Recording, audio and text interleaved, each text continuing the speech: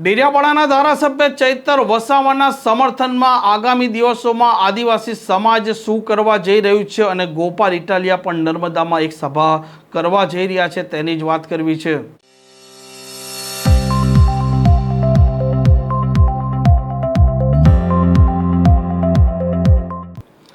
નમસ્કાર, આપ જોઈ રહ્યા છો હોટલાઇન ન્યૂઝ અને હું છું આપણી સાથે તોફિક ગાંચી। ડેડિયાપાડાના ધારાસભ્ય ચૈતર વસાવા અત્યારે જેલમાં બંધ છે, પરંતુ તેમની આમ આદમી પાર્ટી હવે સક્રિય બની છે, કેમ કે આદિવાસી વિસ્તારોમાં ચૈતર વસાવા છે તેમની લોકપ્રિયતા ખૂબ છે અને જે પ્રકારે તે જેલમાં છે અને ભાજપને ઘેરવા માટે આમ આદમી પાર્ટીના નેતાઓએ રણનીતિ પણ બનાવી છે અને આગામી દિવસોમાં તે નર્મદામાં એકઠા થવાના છે અને જે પ્રકારે ચૈતર વસાવાએ જળ જમીન અને જંગલના મામલા ઉજાગર કર્યા, આદિવાસી વિસ્તારોમાં જે અન્યાય થઈ રહ્યા છે તે મામલે પણ તેમણે આક્રમકતાથી વિધાનસભામાં અવાજ ઉઠાવ્યો। આવા દરેક મુદ્દે ભાજપને ઘેરવા માટે હવે આમ આદમી પાર્ટી સક્રિય બની છે। ઈસુદાન ગઢવી હોય, ગોપાલ ઇટાલિયા હોય કે અન્ય નેતા હોય, આગામી દિવસોમાં નર્મદામાં સભા ગજવવાના છે।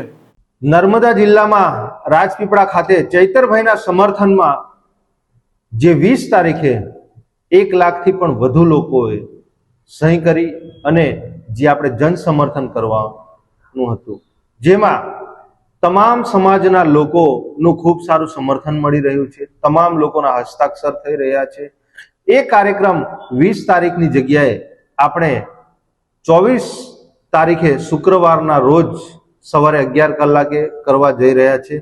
તો તમામ નર્મદા જિલ્લાની જનતા અને અલગ અલગ વિસ્તારના લોકોને અમારે સંદેશો છે કે આ કાર્યક્રમનો જે રૂટ છે એ રૂટ યથાવત એ જ રહેશે, પણ ખાલી 20 તારીખની જગ્યાએ આપણે 24 તારીખે આ કાર્યક્રમ કરવા જઈ રહ્યા છે।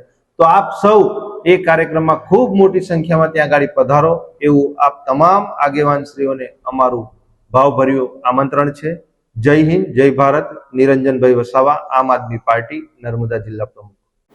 આ પ્રકારના સમાચાર માટે હોટલાઇન ન્યૂઝની આ ચેનલને લાઇક, શેર અને સબસ્ક્રાઇબ કરવાનું ભૂલતા નહીં। નમસ્કાર। આવા પ્રકારના વિડીયો તમને જોવા ગમતા હોય તો હોટલાઇન ન્યૂઝ ચેનલને લાઇક, શેર અને સબસ્ક્રાઇબ કરો।